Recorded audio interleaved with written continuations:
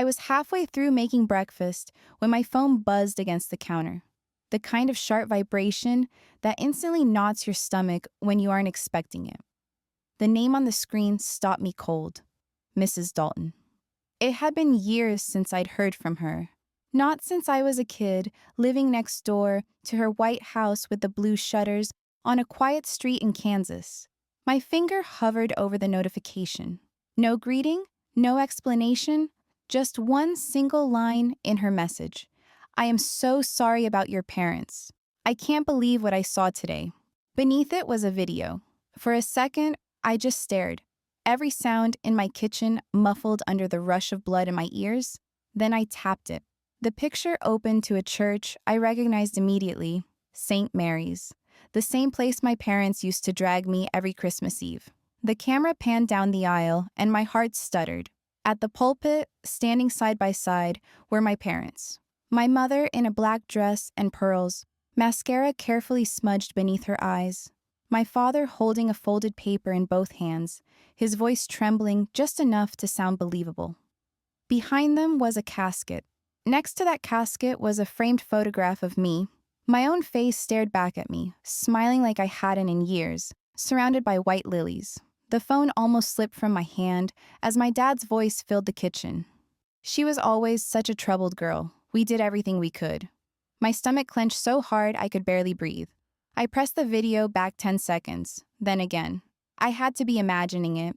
This couldn't be real, but their voices stayed steady, their faces calm, their performance flawless. They were reading a eulogy for me, and everyone in the pews believed it. My mother dabbed her eyes delicately, and my father said the words, "Though she left this world far too soon, we pray she has finally found peace." My whole body went cold. I was alive. I was standing there in my apartment in Denver, breathing, listening to my own obituary being read out loud. I let the video keep running even as my knees buckled, and I leaned against the counter for balance. The camera swept across the room and showed the crowd, a rows of mourners, dressed in black, neighbors, people I grew up with, family friends, even my old piano teacher sat with her head bowed, convinced I was gone. None of them had called. None of them had checked. I watched it a second time, slower, each face sinking in like a stone in my stomach. They hadn't just cut me out of their lives. They'd buried me, declared me dead while I was still here, I whispered out loud, barely a sound. Why are they doing this? The phone screen dimmed, and still I stared at it, at that church, at my own picture, framed in flowers. There was no accident. There was no funeral, until now. It hadn't always been like this. There was a time when I believed that family meant something unshakable, that no matter how bad things got, there would be a place at the table for me. That illusion shattered 5 years ago in the kitchen of our house in Wichita, the same house where my parents built their small construction business from the ground up. It started with missing numbers in the books, money that had vanished like smoke, and before I could catch my breath, the blame had landed squarely on me. My younger sister Claire, the golden child, the one who never heard the word no a day in her life, had been living well beyond her means, taking cash from the family accounts to fund her weekend trips and her string of bad habits. When the shortfall could no longer be hidden, she cried in the office and told them it wasn't her. And they believed her. I can still hear the words my mother hissed at me, the way her face tightened as though I was a stranger.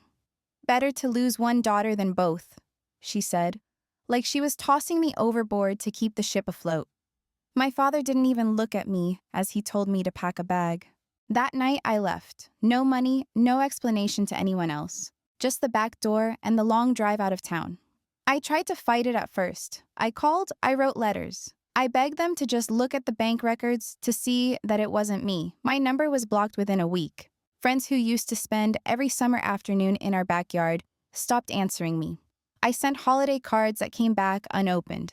It was like someone had drawn a curtain between me and everything I had ever known. Eventually, I left Kansas altogether, loaded what little I owned into a beat-up car and drove until the sky looked different. I ended up in Colorado, taking shifts in a diner just to pay rent, learning how to live with no one to talk to at night. It wasn't glamorous, it wasn't easy, but it was quiet, And at least no one there looked at me like I was a disappointment they had to clean off their shoes. For a long time, I thought distance would be enough. That if I disappeared, maybe one day the truth would come out on its own. And still, a small part of me waited for a call that never came. Then came the day I learned that even that quiet life wasn't mine anymore.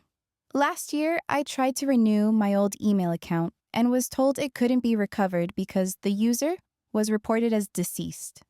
Dead. My name, my social security number, my entire identity had been marked as if I was buried somewhere no one bothered to tell me about.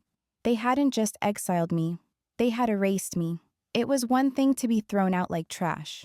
It was something else entirely, to discover they had declared me gone from the world. That was the moment I realized there would be no going back. Not to them, not to the version of myself that believed they would ever come looking. The video would not leave my head no matter how many times I tried to shake it off. So the next morning, I started dialing numbers I hadn't touched in years. My aunt in Missouri answered on the first ring.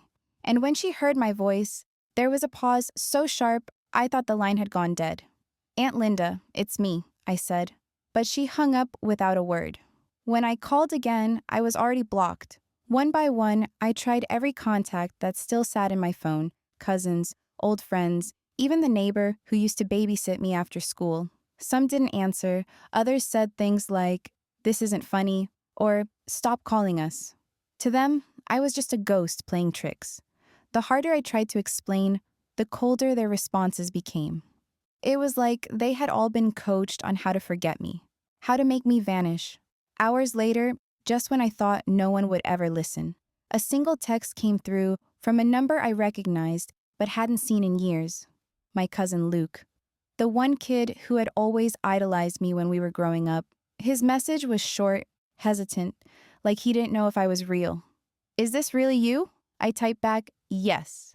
Please, I need to know what they told everyone." He waited a long time before answering. "They said you died in a car crash in California 3 years ago. That it was awful. They had you cremated, closed casket. That's why nobody saw you."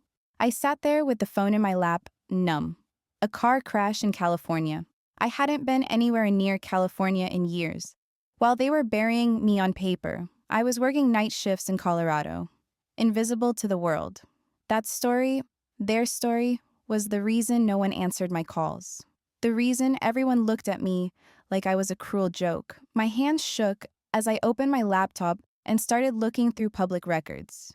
If they'd gone so far as to hold a service for me, there had to be paperwork behind it. It took hours. But there it was on the state database, as clear as daylight, my full name, date of death listed as 3 summers ago, cause of death marked as road accident, status deceased. I clicked on the file number and saw that an official certificate had been filed, notarized, stamped like the government itself had agreed to erase me. I printed the page and held it in my hands like proof that my parents had gone past cruel words. They had buried me on paper. What chilled me even more was what I found next.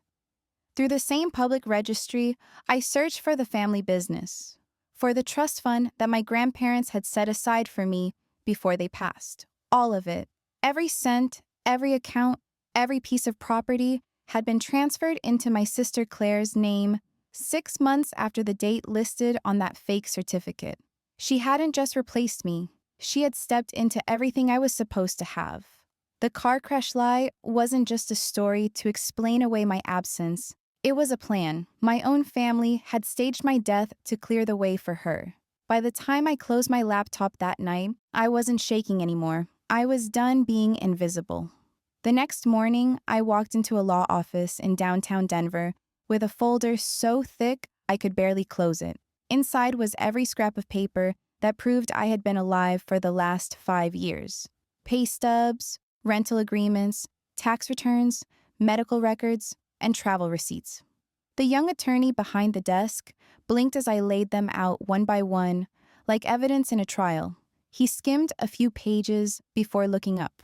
"You're here to challenge a death certificate?" he asked carefully, as if maybe he'd misheard me. "I'm here to take my life back," I said, my voice steadier than I felt. The forged document from Kansas with my name on it sat at the top of the pile like a coffin lid. I never died, but they've been pretending I did. For a long moment, he didn't say anything, then finally nodded and started making notes. It would be a long process, he explained, filing a fraud complaint, petitioning to have the certificate revoked, restoring everything that had been stripped away. Long didn't bother me. I had been living like a ghost for half a decade. What I needed was a beginning. That night, while the city outside my apartment glowed under a cold January sky, my phone lit up with a text from an unknown number. It was only one sentence. They're holding a memorial for you next Sunday at St. Mary's. No signature, no explanation. I stared at it for a long time, scrolling back to the video Mrs. Dalton had sent me. The one where I watched my parents speak about me in the past tense. This time, there would be a room full of people doing the same thing, thinking they were laying me to rest for good. I checked the church schedule online, and there it was in black and white. A private service booked under our family name. For a moment, I could almost see it like a movie. The black clothes, the lowered voices, the smug performance. They wanted me dead so badly, they were willing to do it twice. I stood at the window, looking down at the city, the traffic sliding like silver veins across the dark streets, and felt something I hadn't felt in years. Purpose. They had taken everything from me, my name, my money, my place in the family, and tried to bury me in silence. Now, finally, I had a stage to give it all back to them. I went back to my desk and began sorting through my documents again, pulling out the most important pieces and slipping them into a new folder I could carry in one hand. Passport stamps, tax records, employment contracts, anything that showed I had been here, living, breathing, while they lied. Let them cry. Let them stand in that church and talk about how much they miss me. This time, I wasn't going to watch from behind a screen. This time, I would walk in myself. The church looked smaller than I remembered when I pulled up across the street that Sunday morning. St. Mary's was an old brick building with tall white doors, the kind that seemed to close the world out the second they swung shut.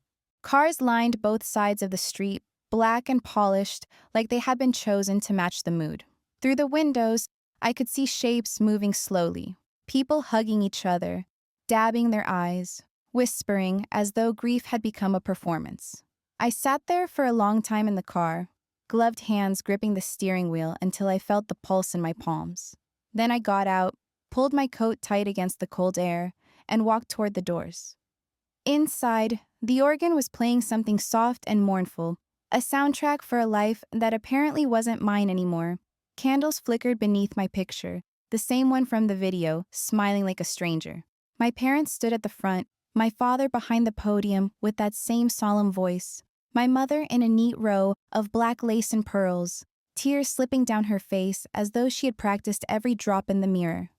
I stayed in the shadows, just long enough to see Claire standing with them. Her blonde hair was perfectly curled, her head bent just so, as if grief had carved her into a softer shape.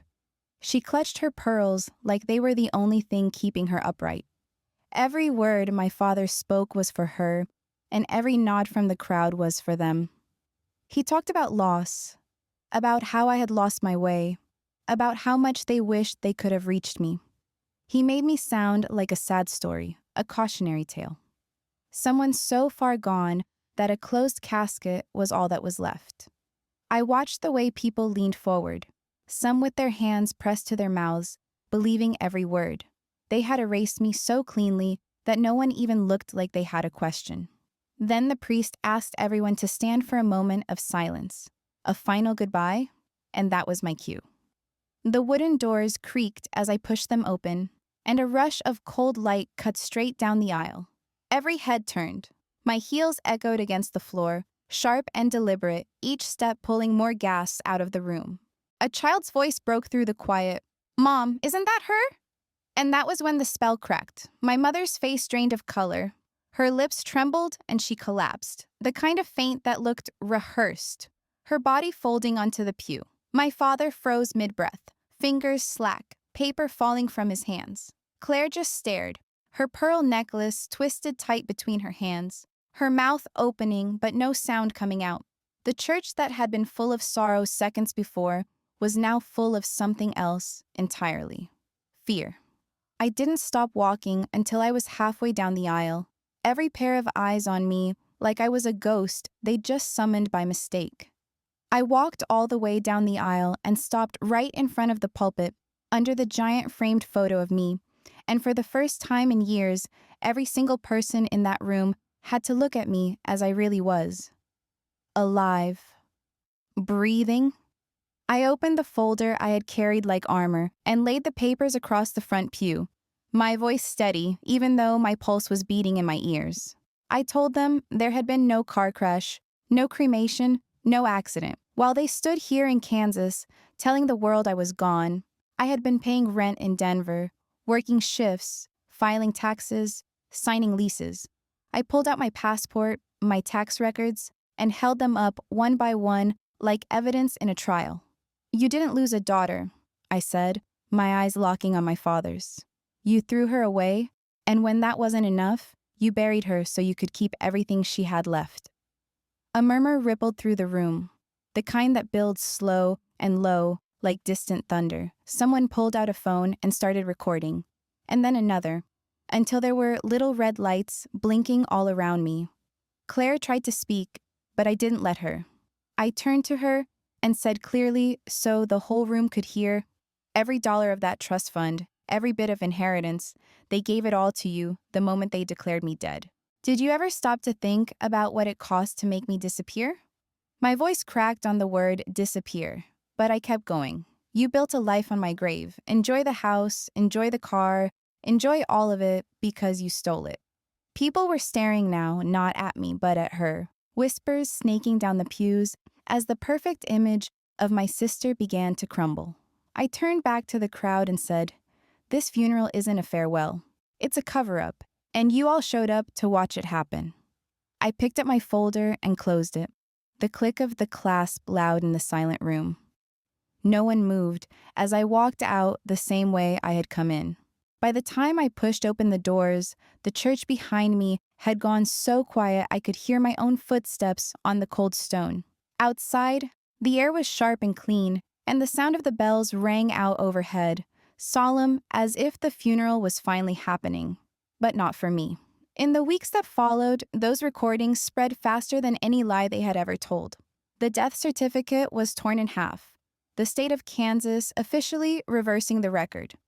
An investigation was opened, and for the first time in years, the weight on my chest began to lift. They had wanted me gone so badly, but in the end, it was their own lie that set me free. Sometimes you have to die in their story just to come back and write your own. In the months that followed, the life they had stolen piece by piece came back to me in ways I hadn't expected. Court orders replaced forged papers.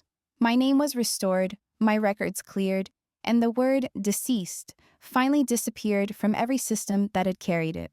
Investigators came with questions that none of them could answer, and for the first time, the silence wasn't mine to hold. I found a small apartment in a quiet part of Denver, and on the wall above my desk, I pinned the court document that brought me back to life. Sometimes I still dream about that church, the doors swinging open, the look on their faces when the ghost they had buried decided to walk in. I didn't do any of it for revenge. It took me a long time to understand that. I did it because I wanted my name back, my breath, my chance to stand in a room and know I am real. They tried to erase me to make room for someone else. But there are some things you can't bury, no matter how many people pretend not to see. In the end, I didn't go back to them. I never planned to. What I got instead was something I hadn't felt in years, the freedom to exist without their version of me. Sometimes you have to die in their story to be born in your own, and for the first time since the day they closed that door on me, I am alive.